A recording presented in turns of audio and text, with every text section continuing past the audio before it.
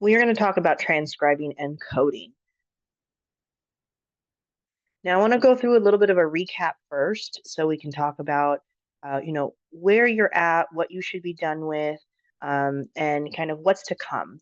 So we've talked a lot about kind of the philosophy of research and the origins of it and why we would do qualitative over quantitative, for instance. Qualitative is about getting those deep lived experiences, the rich stories and details. And with that, you're one of the key elements is to develop a research question. And I'm looking for research questions that have encompassed narrative or case study research design. And I met with some of you, and one of the things that you'll notice that I noted was that how does A or how can we learn from, right? Something along those lines to really hone in on those two research designs because of the nature of this class and how quickly it's going to go. Those two research designs are the ones that I really want to focus in on. Now, at the end of our very brief summer quarter, in week 5, you also have some readings on ethnography and phenomenology. And those are expected for you to read because you are going to write in your final paper a proposal, right? So you're going to have your final paper and then have a brief proposal that explains what are some additional things that you would do to conduct the research. Now, I bring this up though because research questions are the overall guide to our research and data collection, what type of data collection we're going to engage in. And so by now, what you should have is your research question and an understanding of what your research design is. So whether it's qualitative or quantitative, it's qualitative for this class. Specifically case study or narrative, so you should be able to focus in on that. And those are all of the things that you should be at so far. You should also have your annotated bibliography done, and you should have your positionality written out. So right down here, I have your research questions and your positionality. You should have started your memos. I made that very clear in the very first lecture.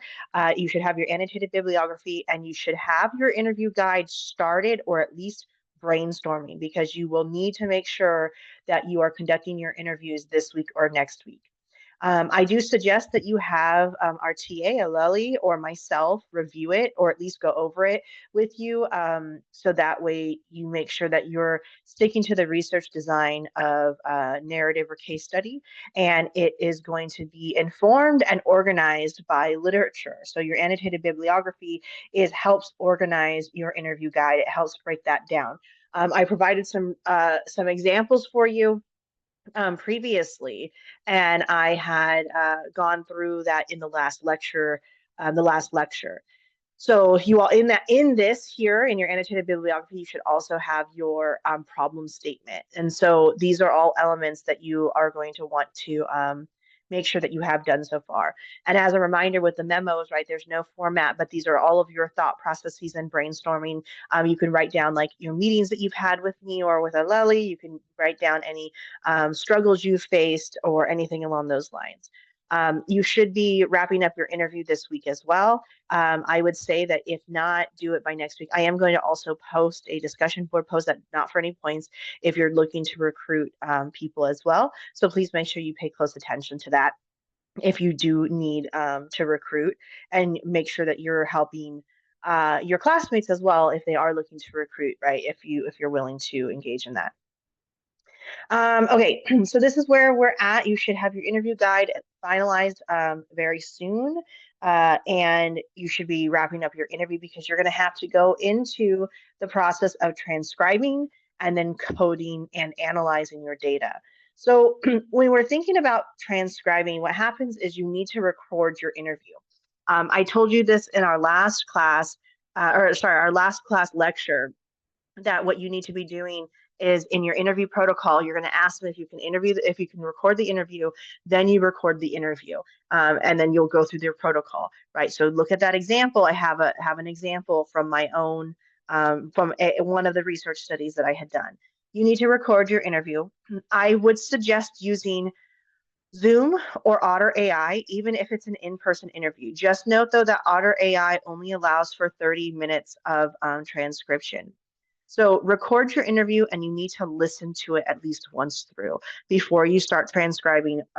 Now, if in the event you use something like Zoom, which has the ability to transcribe for you, or you could also use voice to text, so you could record your interview and then put it up on Google Voice to Text. That's fine and that's totally acceptable, but you still have to read your transcription, and you still have to read your transcript and edit it. You have to, because there are a lot of times that um, automated transcriptions do not catch names, especially if they're non-English names or common names that are not heard in the United States. It is very problematic in that way. There's sometimes somebody will mumble something, so it won't capture that, but you could hear it. So you need to make sure that you're listening to your transcript, like you are listening to the transcript at least once, and then you're going through and making sure you edit it. You have to do that. So what happens is you're taking the recorded interview and you're essentially putting it on paper to prepare for the process of coding. So the very first step is you have your interview and you transcribe it, or you edit the transcriptions that are already done through some sort of automated approach. So again, Otter AI, Zoom, even if you have an in-person interview, you can set it up to where Zoom is playing and it's recording the conversation. And then you can take that transcription in your account. So that's something that you can do. But the transcripts are a requirement for this class, and it is for qualitative research, especially when it has to do with a method used for interviews, and you're preparing it for the process of coding. So let's talk a little bit about coding. The first thing is that you should read the manual that I posted by Saldana that explains the process of coding. It's an introduction to it, and you need to be able to differentiate the different types of codes that are in there. I'll get into that a little bit more, but that manual, you will be expected to cite elements of that manual when you discuss how you were going through coding.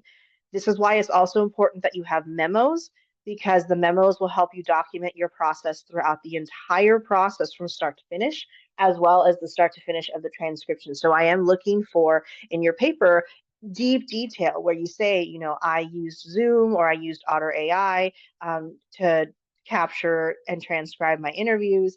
I then listened to it once. Then I went through and edited it. And then I went through and I used axial coding, et cetera, which I'll get into more. So I am looking for a lot of detail. So let's talk a little bit about what codes are in qualitative research. So codes are words or phrases that basically will represent your data. It is not to be confused with categories. So they're words or phrases that will help summarize different elements of your data. So that way it can help you understand what's happening, what's going on, or to better understand the general process. And meanwhile, the categories are a little different in that your codes will assign different attributes or traits to it. Those codes eventually turn into categories or themes. Now, it's important to note, though, that when you assign words or phrases to them, they're not inherently meaningful, right? You're the one that's assigning the meanings to them. And in qualitative research, you need to understand that philosophical underpinning, this philosophical background, and the theory to really be able to understand why you're coding something a certain way. So if there was a phrase, for instance, that said, so you interviewed somebody and the quote was, I really struggled in heavy writing intensive classes. One of you might put in there struggle, right? Because that's literally what was happening. But another one of you might put struggle with writing because that's what stood out to you. Or another one could put in there, somebody else could also put academic struggle. So those don't have any inherent meaning except that you are assigning some sort of meaning to those words. So codes are essentially a word or a phrase that's summarizing some sort of data. It's assigning essentially some sort of summarization that eventually will turn into a category. And I'll show you in more detail kind of the process and steps that go into this with some data that I provided for you as examples. So how do you produce codes? The first is you transcribe your interviews. You have to transcribe your interviews, and then you'll also have your field notes readily available to you. And I say that they're transcribed as in they should be typed up, but if you do it where they're handwritten and you'd rather just code the data that way, that's fine. You could use like a highlighter or something to that effect. Some people have asked me about field notes because the field notes, it's not, there's no way for them to go in person. And for those of you who have met with me, right, I've talked to you about this, but those of you who haven't, these are questions that you definitely should be bringing up to me. And with that, you can look at, you can observe like outside environments. So you can go to like open spaces at UCSD. You can walk around neighborhoods. You can observe things on websites. So for example, if something has to do with like resources, you can observe things on the website and you still conducting field notes and deep detail on what's going on. So you have your field notes and your transcripts there, and you have to go line by line. Your field notes and your transcripts are data. So you're literally reading every single line, and you end up producing code. So you find different sentences or different sections that are relevant data, right? Everything is data. And then you're going to code it where you highlight it with a certain phrase or word as it represents the data.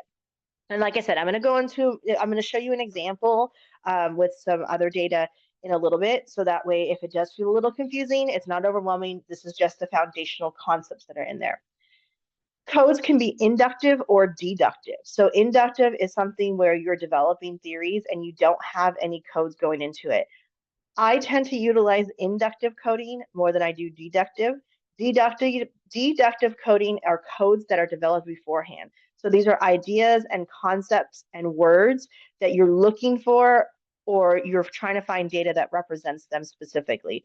Oftentimes you develop those phrases and codes from literature or theory, but at the same time, a lot of people will likely use inductive because it allows you to do a deeper dive in the theory. You need to make sure that you're going to note whether you've used inductive or deductive. The biggest difference is deductive, you're looking for specific things in the data, while inductive, you're allowing for a deeper dive and a wider flow of like a natural flow of data and analysis. Now, the process of coding is a part of your analytical process. It is a part of the analysis. Okay, so a couple of things to think about is that coding is cyclical in that you are not just doing it one time, and you may not stick with those rounds of code. So it is expected that you're going to code your field notes and transcripts at least twice. So you go through it and read it once, then you go through and code it. The first round is called axial coding, AXIAL, axial coding. The second round of coding then ends up being whatever types of coding that you're going to do, which can be represented in that manual, and I'll go into a little more detail as well. So you have to remember it this way. Saldana highlights that the coding process is not labeling, it's linking. It's linking. So what that means is you're not just slapping a label or just slapping a label on it. Your first round of axial coding sometimes is because you are just kind of slapping a label on it, right? You are just kind of slapping a label on it to summarize what's happening. But the whole process of coding is not. It's a matter of linking data together. You're linking data to an idea to the data, right? You're trying to basically come up with some sort of comprehensive, holistic idea and patterns that are going on in there. You're telling a story, right? So this is why you are going to look at the data and you're making sure you read the data, you're familiarizing yourself. You're trying to find key ideas and you're trying to look for patterns within them, right? So basically you have your data and your transcripts. You might have your notes. You're going to go through and read the data, read your transcripts and your field notes, familiarize yourself with them once. You're going to try to maybe find some key ideas, and this is where you can note them in your memos. And essentially what you do is you collect data, you review it. Sometimes you collect more data, you review it. Now you're only doing one interview, but you are doing notes. Constant comparative is likely not going to be applied here. But if in the event you are going to, like, let's say you did your field notes and you go through and you code those first, and then you do your interviews, you might do constant comparative. So constant comparative is a process where you are constantly comparing your data. So essentially you would have your field notes and you'd review it, right? Then maybe you go through and do your coding. Then you do your interviews and you code it. And then what you're going to do is you're going to look at the two of them and see now what commonalities across them can you link together. you are constantly comparing. The idea is that you might start with 20 codes and then reduce them down to 5, for instance, just as one example. So the idea here is that coding is a cyclical process. You go through your transcripts, you go through your data, you're trying to find commonalities and themes, you're trying to link data together, and you are now going to review it multiple times and reduce those codes so eventually they can turn into categories and themes. So what do? What are kind of the necessary steps here? The first is get your transcribed data ready, get your field notes ready. If you're using deductive, find out what codes specifically you're looking for. But if not, then basically just get ready to have your data in front of you. Then you begin coding line by line. So what that means is that you're literally reading it line by line, and you just start looking for codes, words, and phrases that represent the data. That first round of coding is called axial coding. It will not be your final data though. It will not be your final round of coding. You need to make sure that you highlight that in both your methodology paper and you do this in your process, right? I will tell you right now, it is not something that can be done last minute. So please do not do this last minute. It is important that you have all of these elements together. So that your axial coding, everybody will have axial coding. It is not your first round. It will not be your final round. It is your first round. It is not your final round. You're going to find a pattern within the codes. So for example, if you go through and you had coded your transcript and it said struggle at the beginning, and then at the bottom you have something that says challenging, and then somewhere else in the interview you had obstacle. Those are 3 different words that pop up in your axial coding. In your second round of coding though, that might not be, you might end up just deciding that you put it all in under challenge or all under struggle, right? That's a pattern of codes that you are now condensing when necessary. So you're going to basically establish these categories based off of those patterns. So instead of it being struggle, obstacle, and challenging, you might put academics were challenging as a category and a pattern, right? What happens is eventually you connect it to your literature, you try to find the patterns and the codes, but at this point you code and you come up with some sort of category.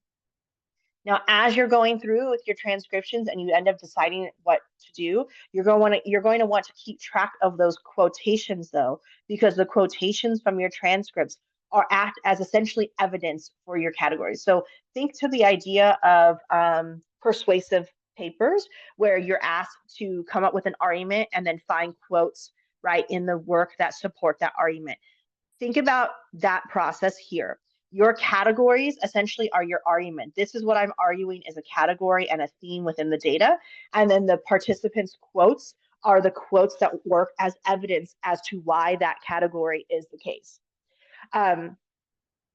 If you're, okay, so the code word is Zelda, Z-E-L-D-A. The first code word is Zelda, Z-E-L-D-A, Zelda. Okay, so these are some types of coding. These are not all that exist, but these are some types of coding that do exist. These reflect the coding in the Saldana chapter that I have you reading. So descriptive coding, process coding, in vivo coding, and pattern coding. In a lot of the work I do, I tend to focus in vivo coding, and because it's narrative, you might want to focus in vivo coding as well. But let me go through and explain a little bit on what each of them are and why you would do them that way. So descriptive coding is a word or phrase that would describe the event. So if somebody said, yeah, I ate an apple that morning, you might highlight apple and put food, or just put apple, right? That's describing literally what it is. Like that situation was literally food. It's a description of what the situation, of what the not the situation, but what the actual like thing is. Meanwhile, process coding is what's called action coding.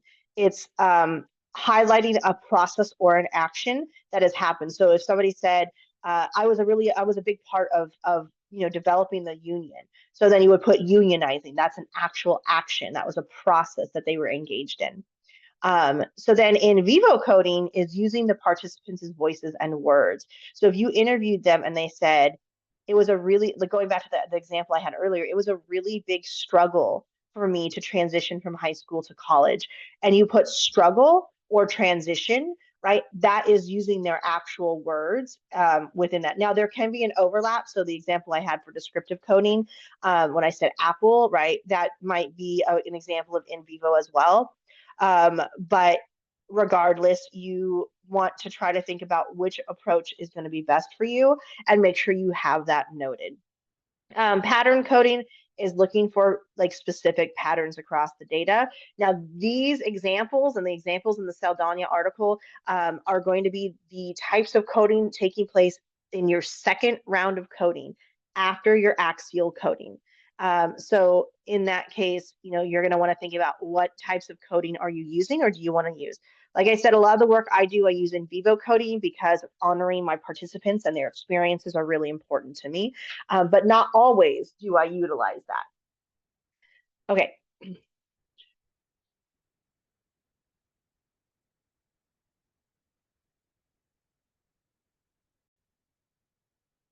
Now, this is one of the examples that I had given you for,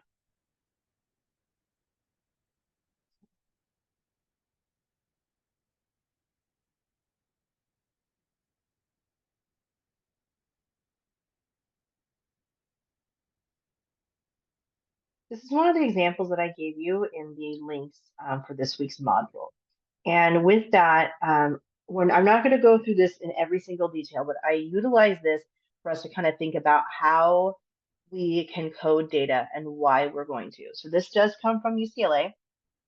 And one of the things that the topic was like race and ethnicity among students of different backgrounds. And so it says a team of 10 undergrads conducted 21 semi-structured interviews with undergraduate peers to explore the nature and quality of conversations between individuals of different racial and ethnic backgrounds at UCLA. So what happened was each group basically, if you think about this, has a different set of research questions. And that's important to conceptualize your own research because data can be assessed and analyzed in any way, and it depends on what you're looking for. So basically, all these transcripts here are all from the same interview, but each of the groups might have different research questions or assessment questions in this case, and that will determine and really influence a lot of how they code their data. Now, with that though, don't limit yourself to only that because sometimes what happens is your research questions end up helping address one element of it, but not everything. So when you go through, you'll see that there's different participants here. It gives their background, and then this is the transcript, the interviewer, the participant, the interview, the participant, etc. You can also go through this and see some of the ways that they ask questions and how that might influence and help you a little bit with some of your question and interviewing experience. So you go through and you can see that there's 3 different transcripts, but you can look at each of them differently. Now, if I were to go through this one here, it says, right, many students like this question here. Let's start off with question number 1. Many students believe that UCLA is a very diverse place with students of different backgrounds, including different racial and ethnic backgrounds. In your opinion, do students talk about their differences with regard to race and ethnicity?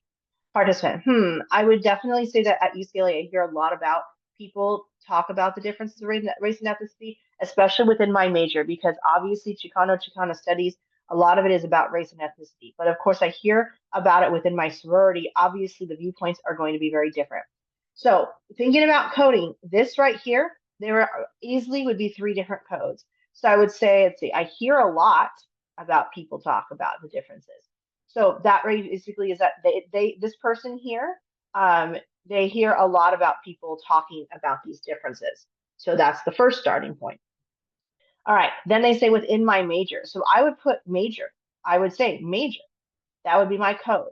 A lot of it is about race and ethnicity. Of course, I hear about it within my sorority, but viewpoints are going to be different. And then I would put sorority. So in that case, I'm using in vivo coding, but because it's my first round of coding, I'm going to axial coding because as I go through, I might have different ones. So as of right now, what I have here is I've coded what they've said to hearing a lot about people talking in the major and then sorority. Okay, how so? I think that me being white and also being a Chicano studies major, Like I see two different worlds. Like within the sorority, I'm with a lot of white girls who are pretty privileged in their lives, so they've never necessarily even thought of what it would be like to be another race, or like the embedded racism that exists in our country. And so with being a Chicano studies major, like I have gotten to see that and how other people do not see it. Racism. You know, people of course think racism is common. So in this case, what I would say is, oh, maybe I would say white here, right? Because later on it would be some other, and might reduce that would be my axial coding, but then I might reduce that to identity later or racial identity later. So then I would put here white or I put race.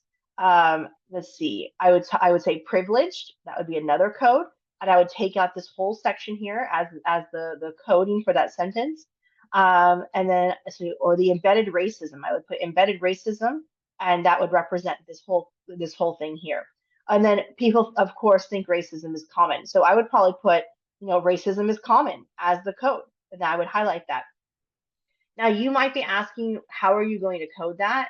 If you go to one of the examples, this is from some of my data, and you might pull those quotes, have a quote here, pull the quotes, and then under code, that would be what you could do. So on that example, it would be like racism is common. I would put racism is common or just common, and then I would have the whole quote here. So as you're going through, you're going to basically pull out different statements that are in there, and you're going to do that with your entire transcript, right? So in this here, it says within the sorority, yeah, I mean, most of it is in joking, right? So I would put joking. I would put joking. I've never heard someone seriously be like, say a racist slur and really mean it. Or at least they wouldn't do it in front of me because I would be like, wait, let's talk about this. That's inappropriate. I mean, like when the whole Asians in the library, we talked about that a lot and what that was about. So this right here, I would say again, sorority. I would say joking. I would say, maybe racist slur. And I'm going to go through and I'm coding each of these lines. That's why you have to go line by line by line. And then eventually that's your axial coding. Eventually you'll go through it again and you might reduce things. So sorority, right? My code of sorority, I might pull something from up here and pull something from down here within the sorority, right? So sorority might be it's a lot of joking. And then of course, within the sorority being different viewpoints, those are both coded as sorority with two different sentences. So hopefully you can kind of see how they come together and you're basically coding each individual line. Now, what happens is this is from a different study that I did. My writing partner and I did this study, and it was focused on teacher philosophies and representation in the syllabi. We did do interviews as well, but this was just the coding process we did for this. Now, this was a combination of deductive and inductive because what we did was we had different philosophical beliefs as our deductive, right? So going into like dialogue, we were looking specifically about dialogue as philosophy. And so dialogue was our deductive element, but then we allowed things to flow. So we didn't only restrict ourselves to just that. So what happens is like we have notes here that we just wrote little notes and thoughts in there, but these are the larger categories that we ended up choosing when we started coding things. And what happened was like dialogue and philosophy were two of our codes. And we went through line by line in the syllabi and we highlighted them. So these things were all highlighted green as well at some point, and they were all highlighted yellow. Now, another approach that you can take is this. This is what I did for my dissertation work. I went through and I highlighted the transcripts of what happened. So this participant, I named them A. You don't have more than one participant, so you don't have to worry about that. But you might want to have it as I for interview and then F for field notes, so you know which type of data you're pulling. So in this case here, I have this quote here, and the code ended up with student voice. And then this was student voice. And I put down which participant was, so you might want to say this comes from the interview, this comes from the field notes. I just ended up sorting them and they all ended up being within student voice. These were different people that talked about systemic thinking and and that was the code. I originally had systems. Actually, I originally had COVID-19 because they talked about it. And then there was another example of systems. So when they were talking about AP language, and then they were talking about how they had teachers that just weren't good teachers sometimes. That ended up all becoming a matter of systemic thinking instead. So all of these things here had different codes in my axial coding, and then I reduced them. So in this here for gait, I had these two as gait, and this has stratification. But by the end of it, these all ended up being reduced to just stratification when I ended up talking about it in my finding section. So what you're doing at this point is you are trying to come up with your codes, and then there is an analytical portion. And so I'm going to get into that shortly. Let me pull that up for you. So once you have your codes, the next step now is to analyze those codes. This is in the following week's module, and I'm going to go into it in far more detail. But I want to tell you this so that when you at least kind of have the big picture to see how this is going to be and what your assignment will be. I will go into more detail with this, but basically what happens is you end up having it where you have your codes, the codes get reduced, the codes get turned into categories, and they get turned into themes. So in this case, what I did was what my research team and I did was we ended up analyzing state standards. And in this case, somebody had said that they had sanitized history and that it felt like they had sanitized history and education. So in this particular instance, the phrase sanitized, that was a code. I had it as a code, and it did end up eventually turning into a category. And then my theme was sanitized education. Now, if you go through here, you'll see how I analyze it. I talked a little bit about what the code was and what the process was, what the thoughts were. And then what I did was I talked about how we analyze it and what the purpose was. So in this case, I use a lot of quotes and a lot of examples, and I say how they understood that neutrality was like, it was an appearance of neutrality, for instance.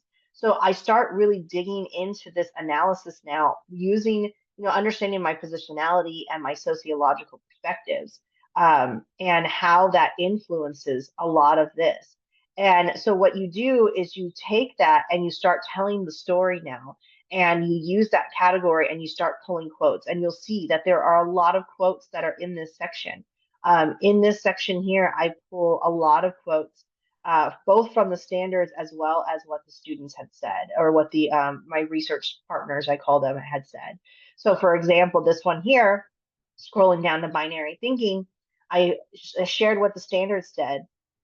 And then I said, research partner A and research partner I noted that while these may be two options, there are situations that can exist beyond the scope of these two, but it's limiting to prevent the deeper thinking. Specifically, they wrote, this is very black and white. There are a lot more things to think about with money and economics than just this.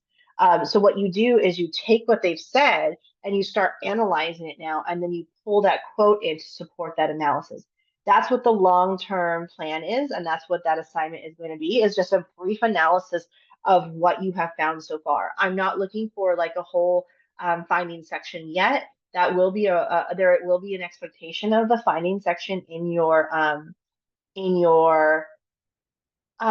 final paper, but I'm looking for more just of a brief analysis. So that analysis needs to be, a dive into the different categories. Now, this is a long document, so I have on there, like, wait till the lecture so I don't overwhelm you. I am going to go into a little bit more detail with this next week, but you have to remember that for you, you're only going to have like 2 or 3 headers or sections, like not nearly as many. This is a whole dissertation that I did, right? This is a whole dissertation I did. It was a whole study, and so I'm not expecting that this is more for you. But what you should do is look at 1 or 2 of these examples and use those as examples. I just provide a lot of different sources, or a lot of different opportunities for you to see through this example. So please don't let it overwhelm you. I'm not expecting you to have something this long. So that way that way you're not try not to be overwhelmed. But I want you to have access to this, so think about looking at the next week's materials so you can at least start that assignment and get a head start on it. But I will have more details on how to write up a methodology section and how to write a finding section, so that way you have it in time for your assignment. The code word is yarn. The second code word is yarn. So when you're thinking about all of these elements, you really should at this point now be developing your interview guide. I would suggest that you schedule an appointment with me or Aleli, or at least email it to us so we can review it and give you some feedback on that. Because you will have to submit your interview guide and your transcripts and all the things for your final paper. So I would suggest that you follow up with us and get some insight. So what you should be focusing on is conducting the interviews. You don't have anything due other than this lecture video for this week. So make sure that you're utilizing all of the time that you have to be able to hone in on conducting your interview and collecting your field notes and getting those things transcribed. So that way it's an easier process for you for next week.